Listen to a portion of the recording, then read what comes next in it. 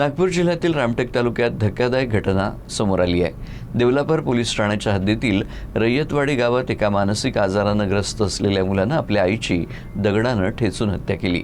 या प्रकरणी पोलिसांनी आरोपी मुलाला तात्काळ अटक केली असून पुढील तपास सुरू आहे। रामटेक तालुक्यातील देवलापार पोलीस ठाण्याअंतर्गत रयतवाडी गावात रविवारी संध्याकाळी ही हृदयद्रावक घटना घडली। किसनीबाई इवनाते या आपल्या 35 वर्षीय मुलगा कैलाश इवनाते याच्यासोबत घरी होत्या। याच दरम्यान कैलाश इवनाते यानं मोठा दगड उचलून आईच्या डोक्यावर वार केला। गंभीर दुखापत झाल्यानं किसनीबाई इवनाते यांचा घटनास्थळीच मृत्यू झाला। घटनेची माहिती मिळताच देवलापार पोलिसांनी तातडीनं घटनास्थळी धाव घेत आरोपी कैलाश इवनाते याला अटक केली। प्राथमिक माहितीनुसार आरोपी हा मानसिक आजाराने त्रस्त असल्याचं सांगितलं जात आहे। या घटनेमुळे रयतवाडी गावात भीतीचं वातावरण निर्माण झालंय, तर देवलापार पोलिसांनी हत्येचा गुन्हा दाखल करत पुढील तपास सुरू केला आहे।